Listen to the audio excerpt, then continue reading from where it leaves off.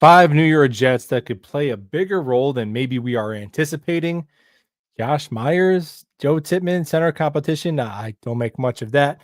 And our annual Kyle Pitts is on the trade block. It's been happening for 10 straight years, even though Kyle Pitts has only been in the league for 4 or 5 years. But with these 5 players, number one to me is Arian Smith. And to be honest, it's just kind of a hunch on this one.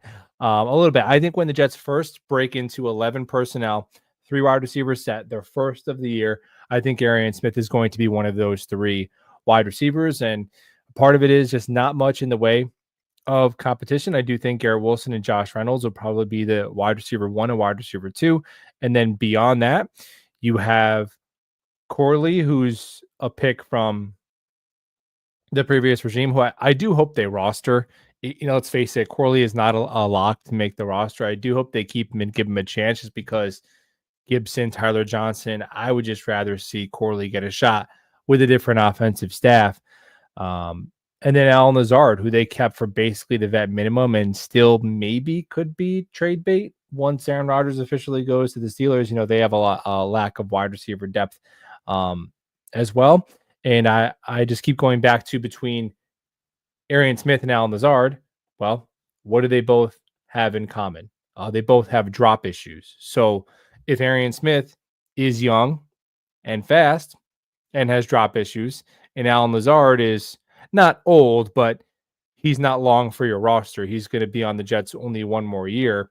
And he has drop issues. And Allen Lazard kind of has penalty issues. Why wouldn't you just play Arian Smith? Yeah, Lazard's a bit of a better blocker. Although to his credit, pound for pound, Arian Smith was a willing and pretty good blocker at Georgia in his own right. So why not give Arian Smith a shot over Allen Lazard? I think he could help both your vertical and horizontal spacing if you use him correctly. Obviously, look at it. We know with the drops, it is what it is. He has to get drastically better at catching the football at the age of 23 years old. There's a chance he doesn't do that. And then he's not going to be able to be a starting receiver, no matter how fast you are, if you have a 20% drop rate. And now, is he going to go from a 20, whatever it was, what was it, 18%, something like that? Is he going to go from that to have the hands of Larry Fitzgerald? No. Can he have below average NFL hands? And does his speed make up for that? We'll find out.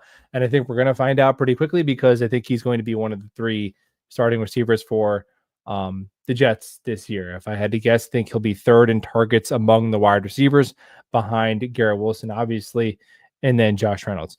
Number 2, this is a player that, of all the Jets free agent signings, when I started to watch through them, particularly on the defensive line, because they added a few, I think, like 4 defensive tackles. Only one of them stuck out to me in a positive way, and that was Byron Cowart, who came over from the Chicago Bears. I watched Noddy. He's been a run stuffer in the league for a while. Noddy had a tough year last year, and he doesn't give you anything against the pass.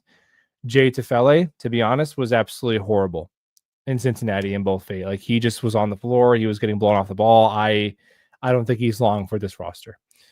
But I will say, and they added a couple of UDFAs there as well, like for Torma Moba, who could be maybe more of a nose tackle type. So we'll see.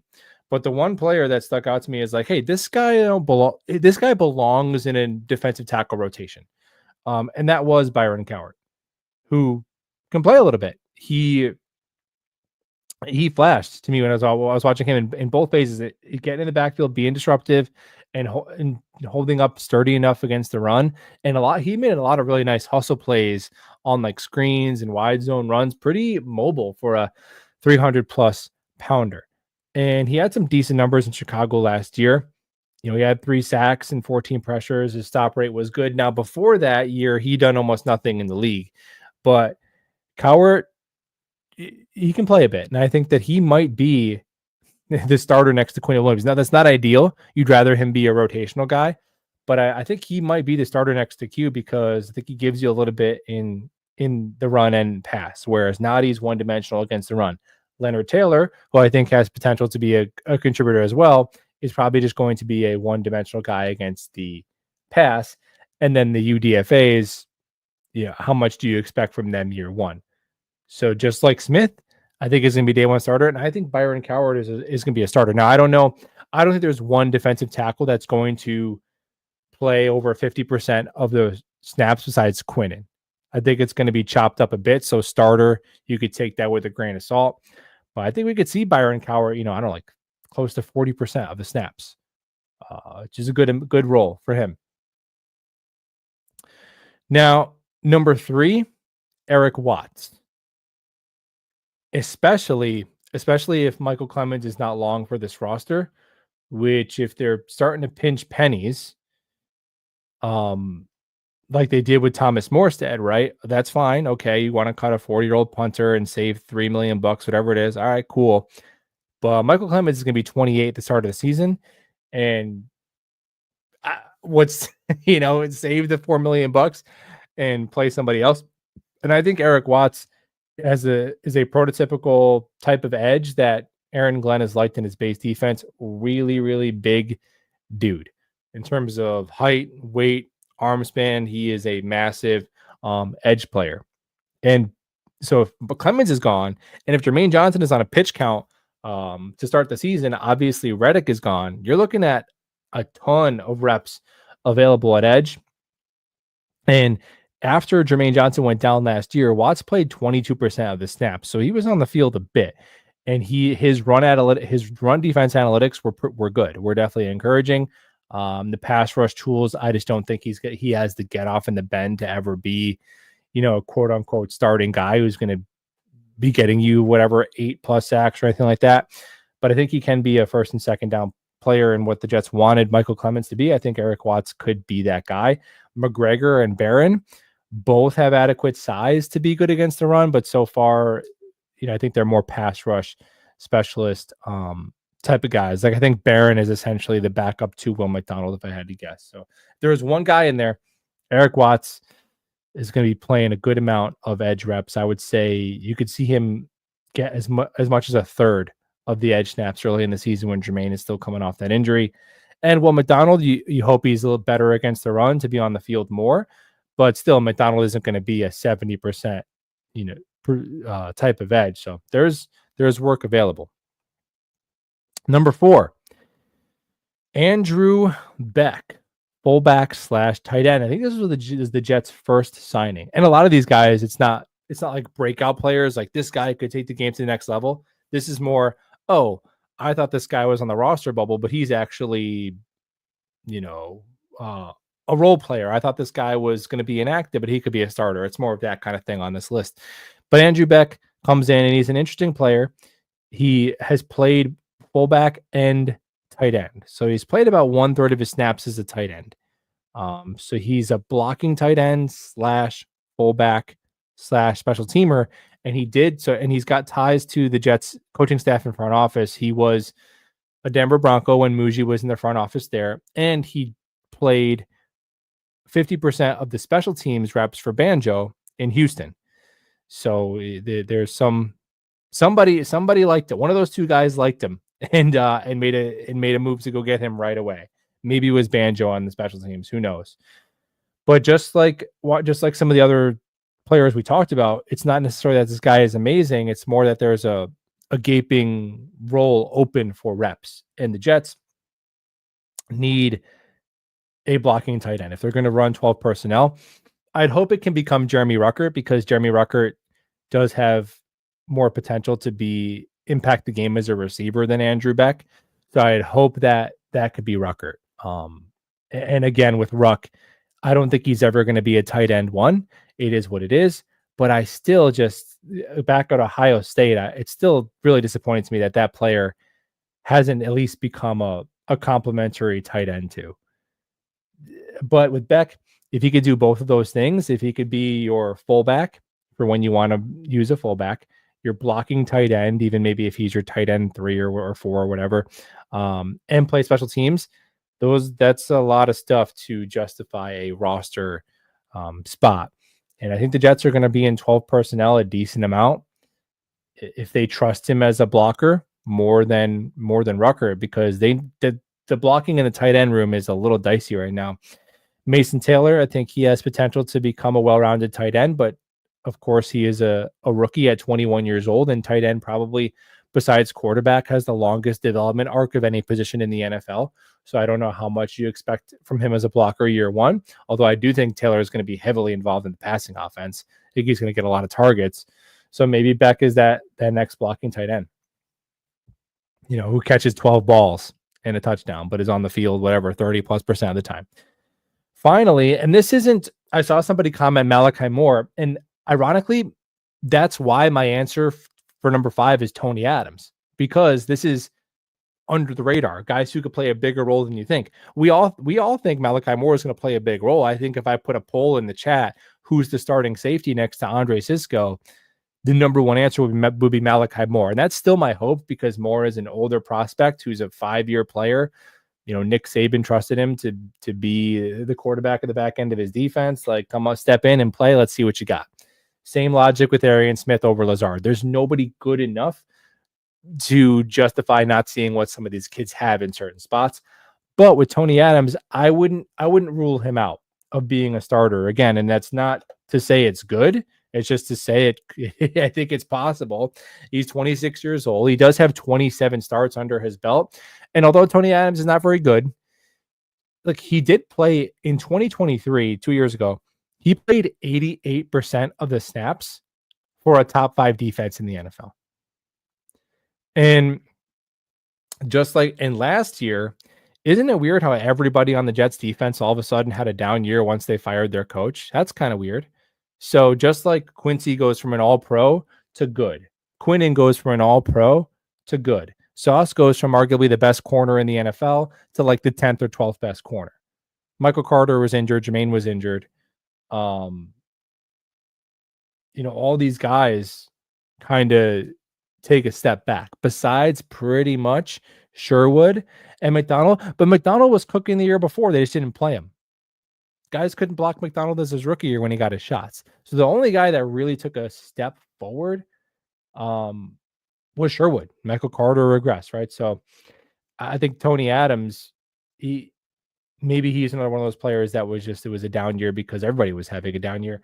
And furthermore, with Adams, he struggles. He struggles at a lot of things, but what he's best at is man coverage. And Aaron Glenn runs a ton of cover one. Cisco is going to be the guy that you want back there deep. And if you're going to go hat on a hat for your 5 eligibles, Tony Adams could pick up a slot receiver and run with him on a crossing route. He could play man coverage. He's a great athlete. Not saying it's good. Obviously, Malachi Moore is going to be starting for this team, you hope, in short order. But I think we could see a decent amount of Tony Adams, who the Jets placed that RFA tender on him over $3 million. That's not nothing. $3 million is not nothing. That's a player you have a role for on your team. So I think you could see Tony Adams start week 1 as they work Malachi Moore in, or maybe they're kind of platooning, whatever the case may be. I think you could see Tony Adams a bit at nickel. I've always wondered if that's his best role, is to back up Michael Carter at nickel. So those are the 5 guys. Now, the Jets beat has been very adamant that there is a competition for starting center between Myers and Tippmann. And sure, if that's what they want to say, like, hey, every spot is up for grabs. It was a 5-win team. Nobody's earned anything.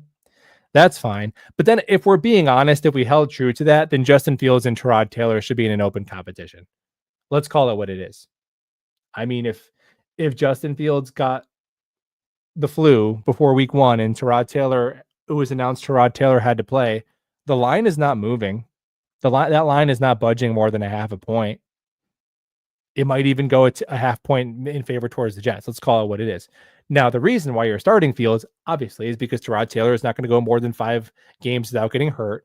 And because he's 35 years old and he's not long for this team, Fields might be. I get I understand that. I'm not advocating for Tyrod Taylor to play over Fields. But I'm saying, if we're being honest and everybody's spot is up for grabs, the gap between Tippmann and Myers is definitely bigger than the gap between Fields and Tyrod Taylor, because if they're both healthy, I don't even know that a gap exists between those two. I didn't even know if it existed that much with Aaron Rodgers and Tyrod Taylor last year with how they were playing. What is the game we won last year with Rodgers that we would have lost with Tyrod Taylor? I think we would be just as 5-12. So yeah, that would be my one pushback there. It's like, okay, this guy from Green Bay who's not good. Well, Chipman's got to earn it. Okay, well then so should Fields. That's if we're doing the pretend competition everywhere. Is Azariah Thomas going to take Sauce Gardner's job too? I don't know. But yeah, I would be shocked if Myers is a starting center over Tippmann. It's not like Tippmann is Kevin Mawai, but Tippmann is at worst an average starting center at worst, who's whatever 23 years old.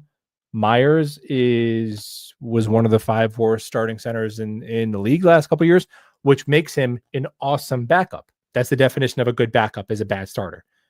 Making a good money, good contract, good depth, beautiful.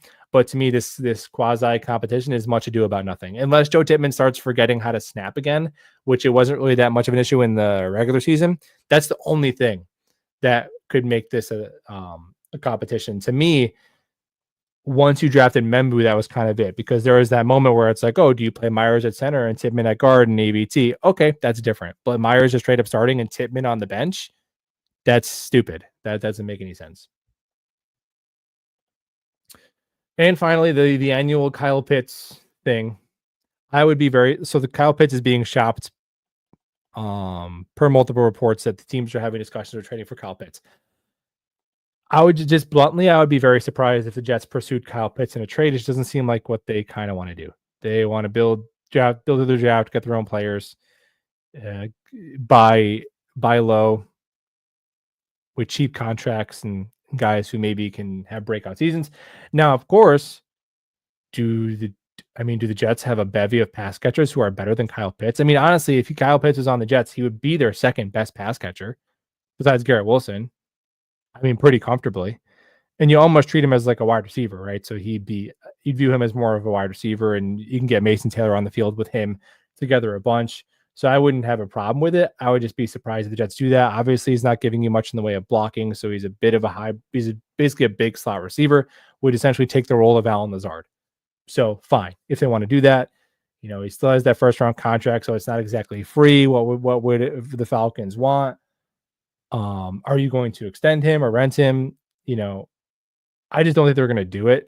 But of course, he makes the team better. It would just be about what the draft competition would be.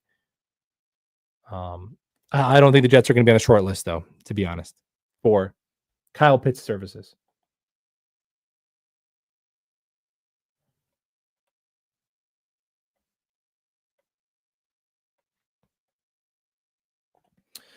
Jets could potentially have 4 new starters from this draft class by the end of the year.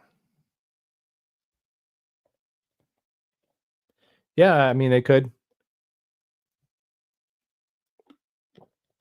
They could. Malachi Morris says, David, yeah, I kind of went the inverse there, right? Because everyone thinks that. So I kind of went, it's the same thing as when I saw a lot of discussion about who are the underrated, overrated Jets. That was one of the topics, because nothing's going on right now. So now we got to start doing who's overrated, who's underrated, who's the top 10, whatever. And I think it was Joe Caparoso who put out a tweet, who's the most overrated Jet. Everyone's saying Breece Hall. And the irony there is, if everyone is saying Breece Hall is overrated, then he can't really be overrated, right? Like if everyone says this guy's the unsung hero, well, now you're singing him, so now he's not the unsung hero anymore. So yeah, that was kind of the logic there. Andrew Beck, yep, agreed. 1 or 2 plays from OTAs by the Jets media team, and we were all bought back in. I don't know. I think most Jet fans are kind of just, let's see what happens, right? I think that's most of us. Some of us are down in the dumps. I would say actually in general, this is the most pessimistic I've seen online Jet fans, where there's like negative trolling comments from, and it's not a majority. It's not a majority, but it's a significant minority of Jet fans who already want like Glenn fired and like LMFAO Fields, like as if we didn't score less points than the Panthers last year, as if we weren't one Will Levis fumble away from having the number 1 overall pick. That's why my Nick and Jet fans mutuals who still are talking about firing Tom Thibodeau as they play to go to a game away from making the finals tonight. Talking about firing Tom Thibodeau. But the same fans who threw a temper tantrum that the Jets didn't run back the dynasty they were building off of a 5-win season. It's crazy, man, because you get a little bit of winning and now it's not good enough, right? That's kind of what happens. So hopefully the Jets start doing a little bit of winning, and maybe we can talk about firing a coach while the Jets are playing for the AFC Championship. That'd be great. I would love it. Yeah, so I think there's Aaron Glenn definitely, in terms of a fan perspective, is going to have the quickest heat on him from fan social media stuff of any coach that Jets have had in a long, long time. And that's just the nature of the decision they made at quarterback. It's just what it is. People can say it is. People can say it's anything else they want.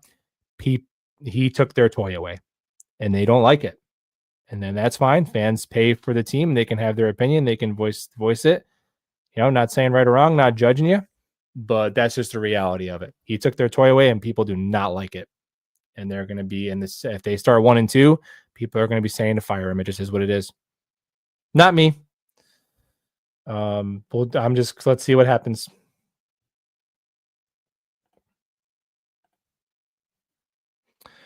Rutgers should be tight end 1. Well,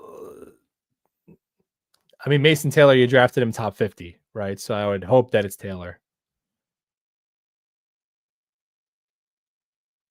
Mason Taylor is as good of a blocker as Tyler Warren. He is already a great blocker. I would anticipate Tyler Warren's blocking is better than Mason Taylor's as a rookie, but Tyler Warren is 2 years older and he was a top 15 pick. So probably to be expected. Hennessy says, isn't it funny how some Jet fans are? Arian Smith drafted, end of the world, beats a couple of DBs in practice, starts putting him in the Hall of Fame. Yeah, well, Nick Ferry has been he's been leading the Arian Smith practice king bandwagon. Which it's funny too. The beat reporters, they can't win. It's like, dude, they're just we're funny as fans because we'll have like notifications on for the beat reporters at training camp, and we'll see it. We'll have the notifications on. We'll see it. We'll read it, and then fans will be like, "Who cares? This means nothing." It's like, bro, then why are you following the guy? You have notifications on. You're reading it. You're interacting with it, and it's like this doesn't mean anything. It's like, yeah, of course it doesn't mean a ton in practice, but this is just what's happening right now. Let me know when he does it in a game. There's no games right now. Like this is the thing that's happening. It means as much or as little as you want. Now, obviously, you'd rather Arian Smith be good in practice than be bad. But I'll be honest with Smith. Arian Smith, like the practice environment with no pads on, is as conducive to him as any player. Like he's going to thrive in that environment more than most when he's not getting pressed. Doesn't have to make contested catches, getting hit, all that. But obviously, his speed is apparent. He is very, very fast. So we'll see what happens.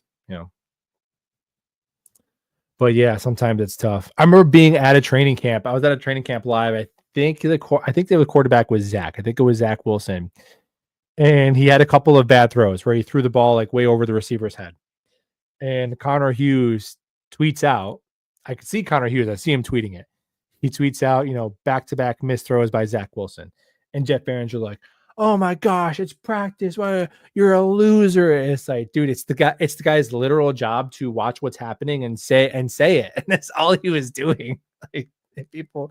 So yeah, it's a tough time of year, man, for sure. But apparently Arian Smith is being fast in practice, which makes sense because he is very fast.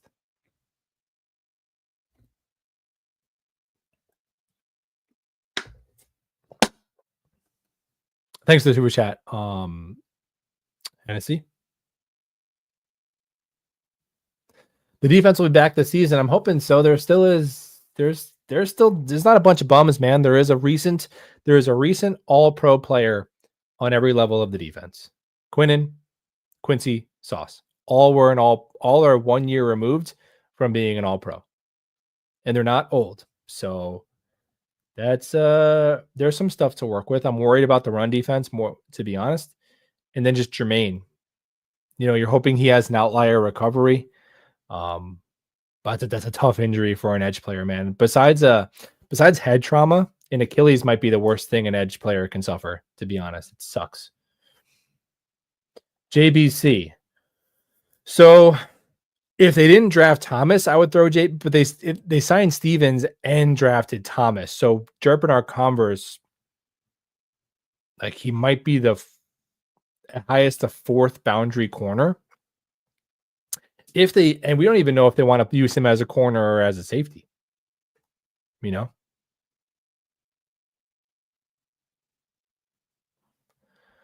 But yeah, JBC and then Stiggers, who knows how those guys stack up between those guys and Azariah Thomas, who knows? Maybe one of them could be higher than Thomas. I think Stevens will start unless he completely falls apart. They're going to give Stevens the shot. Dakota has a quote from Quinn Williams. Quote, "It goes to show you the belief we have in this new staff and the new regime. We want to get this thing going. We want to go in the right direction." Yeah. Quinnen's a pro. You like to hear that. And I will say, Aaron Glenn said they wanted to move in silence. It does seem like they're at least doing that. I mean, this is probably the quietest Jets. Like once they made the hires and they made the initial decisions and all the reactions to that, it's probably been the quietest Jets off season in a while, right? Even OTAs, it seems like there's more limited access to media. There's not as many rumors. Like I remember doing more videos about this beat reporter is linking the Jets to this player, and now there's not really much of that news. I've been talking about the Knicks because they're not really, there's nothing to talk about. It's been pretty tight-lipped. Yeah, with Rucker, yeah, it's I don't know. And I remember it wasn't a ton, but even in 2023, he got some like up the seam opportunities from like Zach Wilson, and he was making some decent contested catches. He doesn't have the separation ability to be, again, I don't think Jeremy Ruckert has the tools maybe in the NFL just to be a starting receiver. Okay, that's fine. Or a starting tight end. Okay, that's fine. He was a late third round pick. It happens. I still, though, I mean, come on. If Jeremy Ruckert was drafted by the Chiefs, he'd be a fine wide receiver too. Right? Who's that guy on the Chiefs? Brown. All the Chiefs tight ends look the same. I think one of them has tattoos. It's the only way I know. Chiefs, not tight end too. Who's that guy? Now I have to know.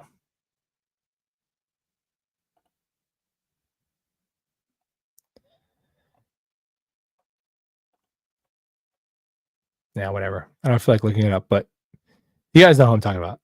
That oh, here we go. Noah Gray.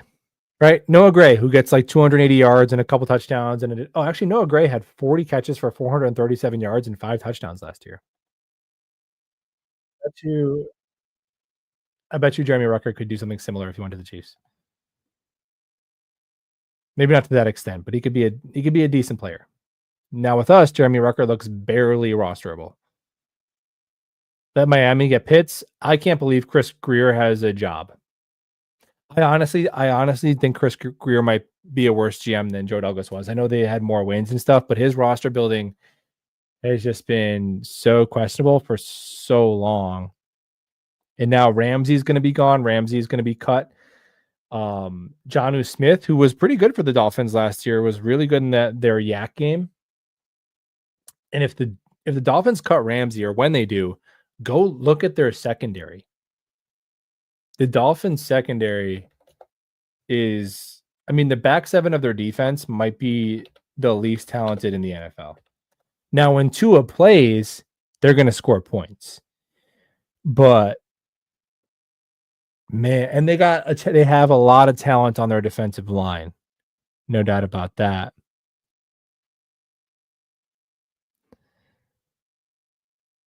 But their starting safeties are Ifeatu Melifonwu and Ashton Davis. And then once Ramsey is gone, their starting cornerbacks are going to be Duck Storm, or Storm Duck rather. And then one of these like roster bubble guys, Jason Marshall Jr., Storm Duck, Ifeatu Melifonwu and Ashton Davis and Kader Kohu is going to be their secondary. That's going to be tough.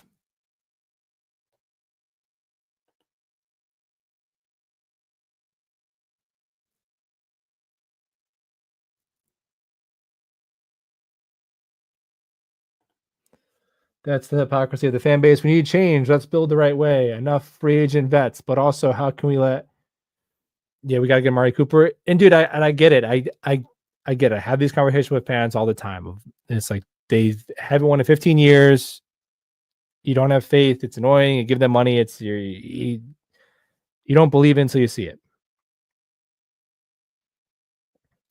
I get all that, but to me, if we're not even gonna give the new people literally until they play a game, until the players they've drafted step the field, what is the point of even like engaging or being a part of, like, you know what I mean? Like I don't. It just seems silly. And again, this was from the previous guys. They they got a lot of patience, a lot of patience. No, it's not this guy's fault. The wind was in their eyes. There was a loud barking dog. No one could knew that if you trade for a player without fixing his contract dispute, that might be a problem. No one could ever predict that. No one could know that, you know, Dwayne Brown being your starting left tackle was going to be bad. Right? Like no one could know that Nate Hackett wasn't going to be a good offensive coordinator after being the worst offensive coordinator who's ever got to call plays for as long as he has in the NFL. No one could predict this. The Jets were just unlucky, right? And then these guys, they come in and it's like, oh my gosh, people were writing think pieces because they cut Thomas Morstead. Rodgers, I get it, he's the quarterback, and he was better than the vast majority of Jets quarterbacks in a long time. So I get that. And Devontae Adams was very good last year. So he's a bit older. He's right at that cliff here for receivers. So I do think you could see him, like, that cliff is coming for him, but he was still very good last year. So I get that. But Thomas Morstead, come on, we're just looking for reasons to pile on Aaron Glenn and Darren Bougie. If we're freaking out because the Jets cut who was like the 19th best punter in the league last year, and he's 40 years old. Look, if they kept him, that would have been fine too. But that is it's the non-move. It's not even anything worth getting worked up about. It's insane. It's crazy. Yeah, it's been a massive 180 from the vibes. But I get it. Last year we had a lot of expectations and we sucked. So that was a bummer. But you try not to hold that against the new guys because they didn't really do any of that. They didn't do any of the last 15 years. You know, it's not on them. So we'll see if they can fix it.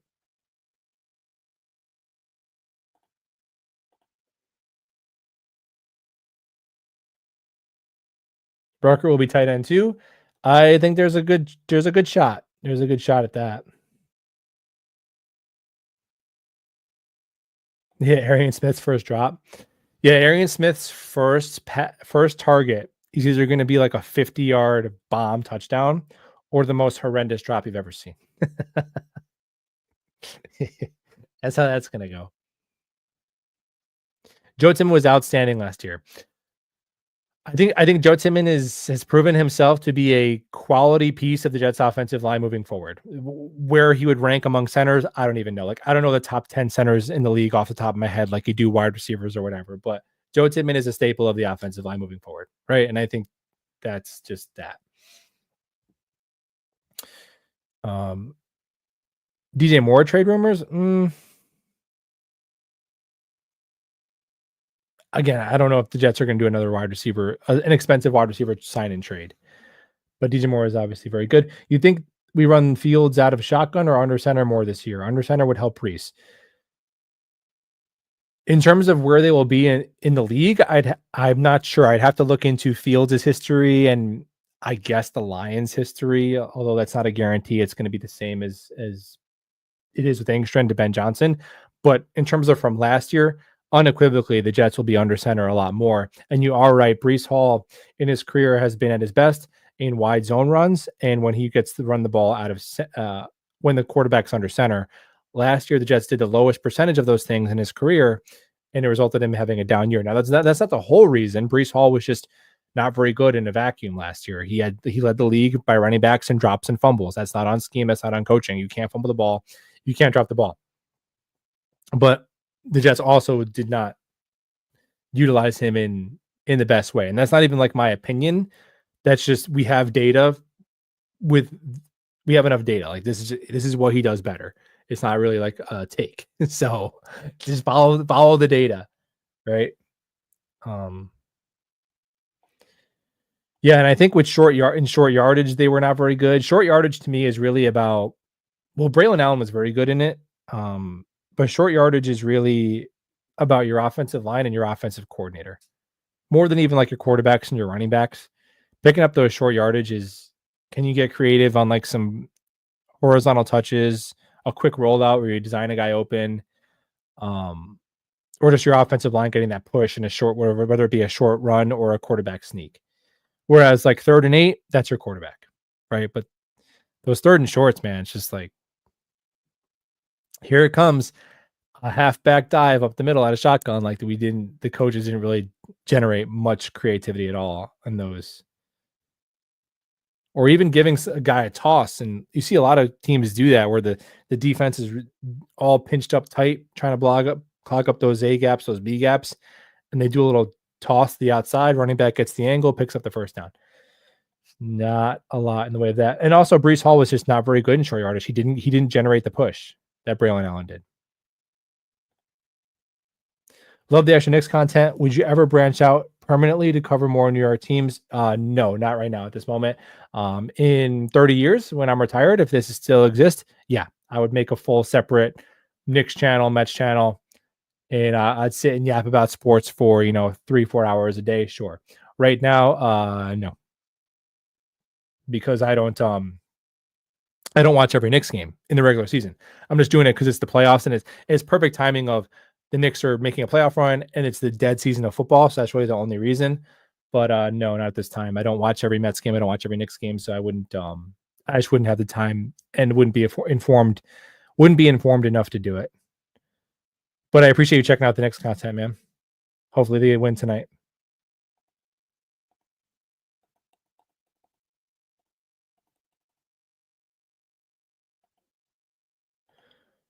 Any chances Kuntz is more than just a special teamer? If we can have Stone Smart truthers, then you can have Zach Kuntz truthers. All right? That's yeah.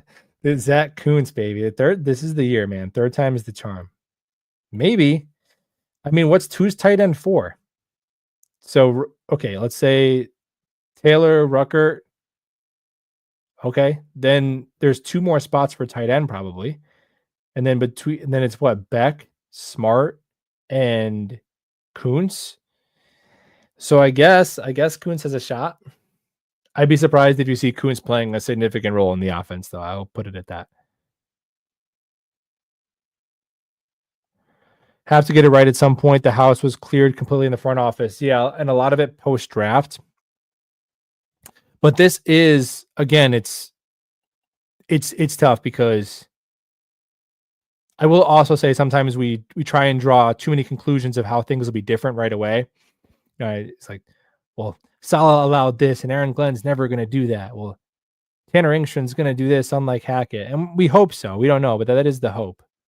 But I will say the Jets have made, in terms of their front office and people making decisions, they've made more changes there than they did with the past couple of times they've changed coaches and GMs. Now it's tough because you got Woody and then you have Jaime. So it's a lot of it feels like just window dressing changes until we know that.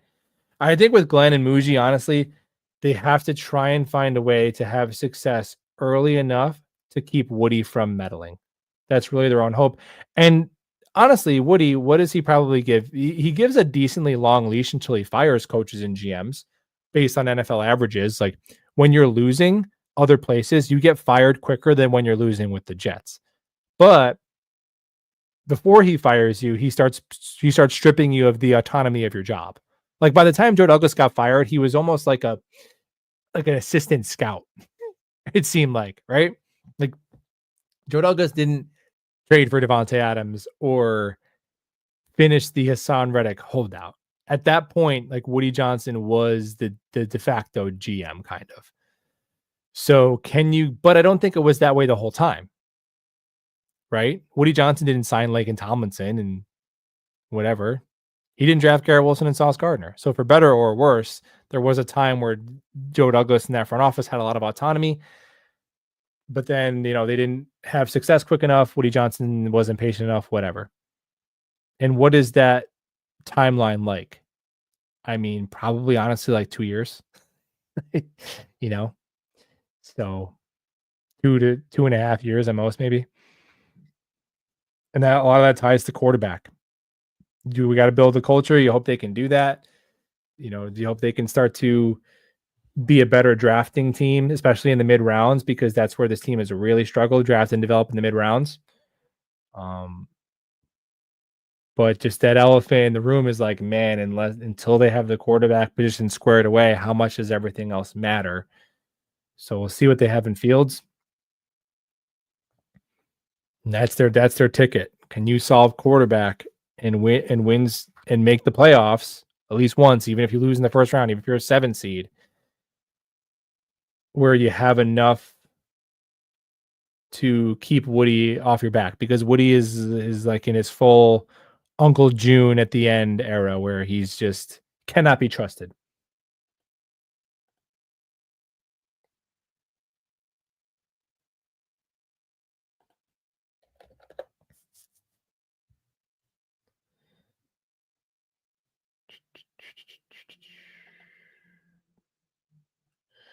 Mambu and Fashanu, hell yeah. People pounded the table for change and are mad that Glenn and company made changes. We need to make wholesale changes. We need to get younger. We need to stop spending money on old washed veterans. We need to actually draft and develop our own players. We need to change our culture. Not like that, damn it. And I don't even know if Aaron Glenn is going to be the guy. I'm just not firing him right now. And I don't think anything they've done so far is worthy of crashing out. Like, we'll see what happens. They took over a team that went all in and borrowed from the future and won 5 games. So that's just where we're at. We'll see what happens, man.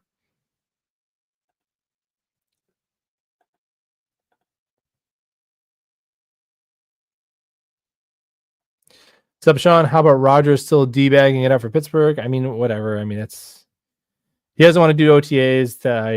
That's fine. Like, if he goes to Pittsburgh, they'll probably be kind of where they were with the combination of Fields and Russ. It'll probably be a similar thing to that. He's better. He's definitely better than Mason Rudolph. So Steelers fans, you hope he shows up because he is better than Mason Rudolph. But it is what it is. Are we facing Mason Rudolph or Sam Howell week 1? It'll be Rodgers, I'm sure. Solid turning 49ers into Jets. Yeah, you got Chaz Surratt and Bryce Huff.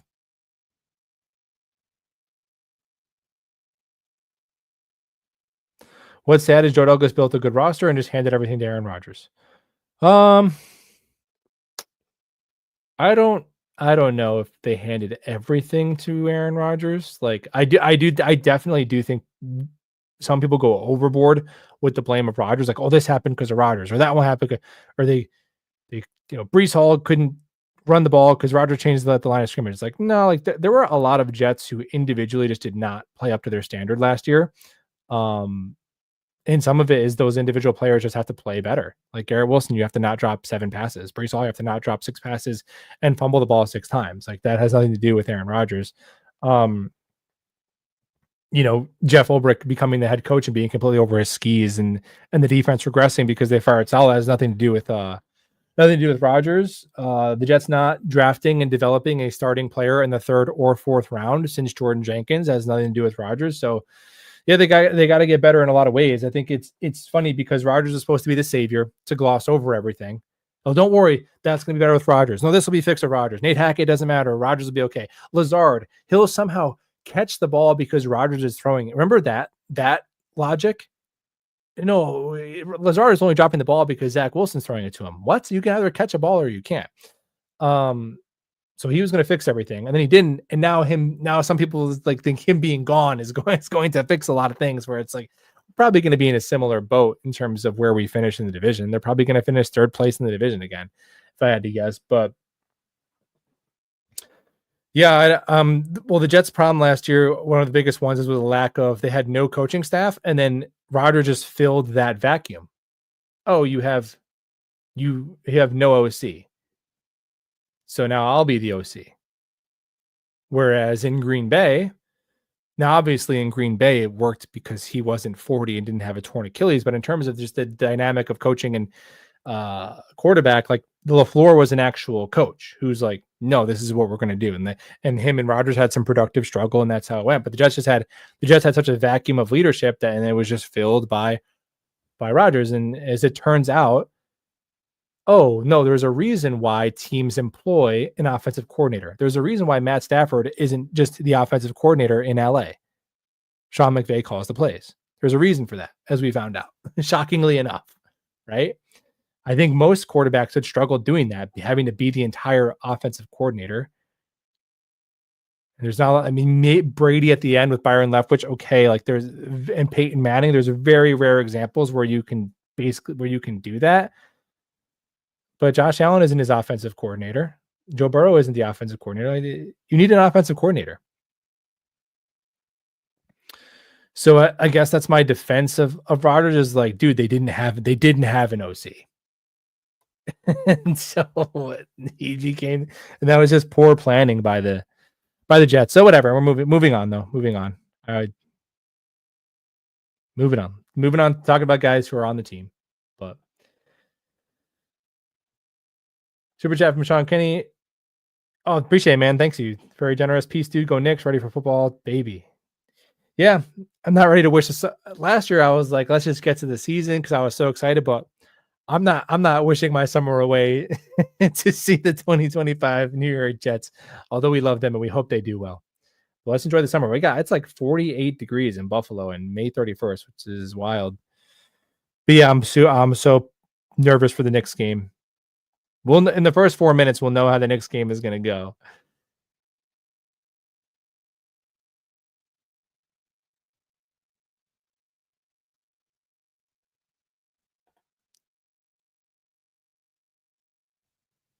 Yeah, Woody is full Uncle June right now, man. He cannot be trusted. Yeah, who's he gonna shoot?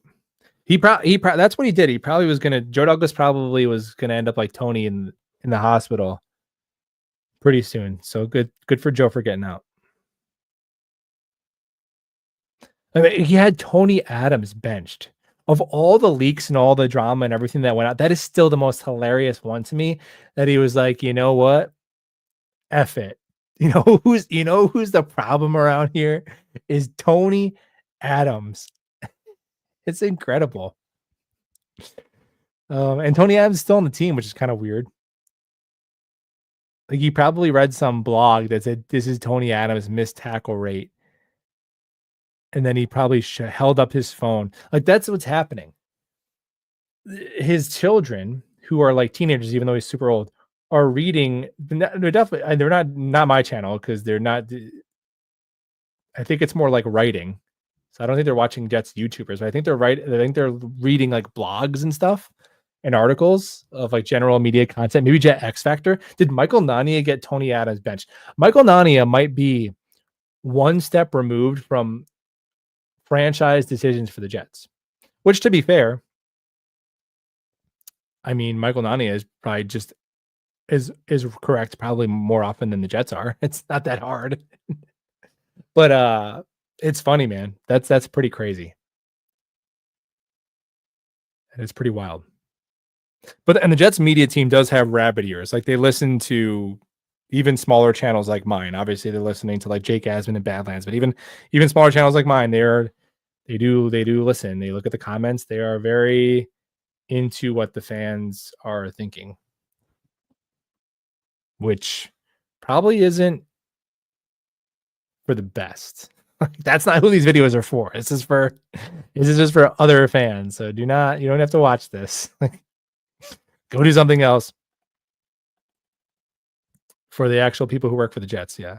Probably not the best if you're watching this stuff.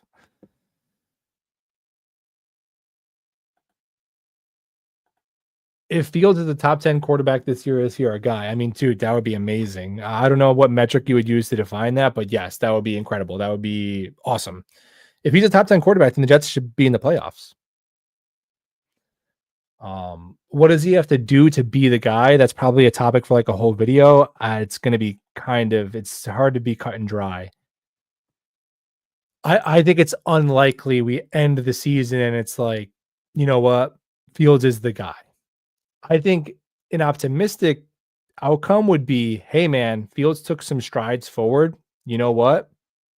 I want to see him a second year in this offense. We're probably still going to be in the market to be drafting a quarterback if there's one there that we like, but we're going to bring him back. We're not going to cut him. We're going to bring him back at that number and maybe give him a second year run at this, or maybe draft a quarterback, but start him as the bridge. And if he improves again, then we have a conversation of like, now we have maybe two quarterback options, right? So I think it is like the level of leap he would have to make in his first year with a new offense, in a first year of, and I get it, like with Tanner Engstrand, I see some of the comments, like I understand Tanner Engstrand has called plays in college. I understand it's not like they're throwing some random fan out there. They have a plan. But I do think, again, if Fields was dropped into, if Fields went to Sean Payton, if Josh Allen had to miss the year because he wanted to start a podcast and he went to the Buffalo Bills and Joe Brady's offense, the likelihood of having an immediate massive breakout season is more likely than with a coordinator who is calling plays for the first time at an NFL level. Sometimes we gotta be able to say what is. I know it's like, well, the context and this, and if he puts it together, and then in Chicago, like the fans, they had deep dish pizza, but he didn't like deep dish pizza. He liked thin crust pizza, and thin crust pizza is better for. I got it, but dude, we just gotta be able to call a spade a spade. First year OC turning Justin Fields into a guy where we're like, holy crap, this is the dude. Immediately, that is just it's okay to say it's an unlikely thing. And the Jets know that's an unlikely thing, which is why they signed him to the contract that they signed him to. If they thought that this is a slam dunk, are you kidding me? Tanner Engstrand and Justin Fields, this is a slam dunk. Well, then Justin Fields would have a 4-year contract for $30 million a year. But he didn't. His contract is a wager. His contract is a calculated risk. And it's a fine risk. I think he can get better and be serviceable. And then maybe we're having a conversation next offseason of like, hey man, let's give this Justin Fields, he's now 25. Let's give him a second year in this offense. I think he could take it to another level and maybe even be like an above average starter in 2026. I think it's an optimistic outcome. I think just throwing, well, what about Gino? What about Sam? Like, I think I think it's just, I don't know if that's a fair expectation because it cuts both ways. Because let's say if you're somebody who believes, are you crazy? Of course, this is going to work out with Fields and Tanner Engstrand. Come on, he's going to be the guy. Okay, that's optimistic. We all hope for that. But if Justin Fields looks more or less like Justin Fields has looked, with the Jets as he did with Pittsburgh and maybe his last year in Chicago, are you going to hold that against the new coaching staff a ton? Because I'm not. I'll be like, oh, okay, it was worth a shot. Now let's see what happens when they draft their quarterback, and that will determine their future. Right? So, because you can't state with like such certainty that Fields is going to work out, but then if it doesn't, okay, well then you have to be pretty disappointed with the coaching staff. But I wouldn't be. So it kind of, you have to have that part of the conversation too, right?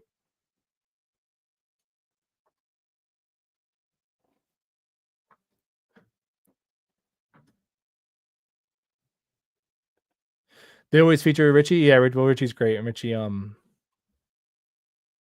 yeah, I think I've heard his voice in some stuff before. Hurts at less than 3,000 passing yards and 20 TDs, but he added 600 yards rushing. Yeah, I think so I think second year Jalen Hurts would be an optimistic outcome for Fields. His second year. Mike LaFleur had a good first year as OC, except when Zach played. Yeah, I think Michael LaFleur I think he'll get a shot to call plays again. Definitely better than Hackett.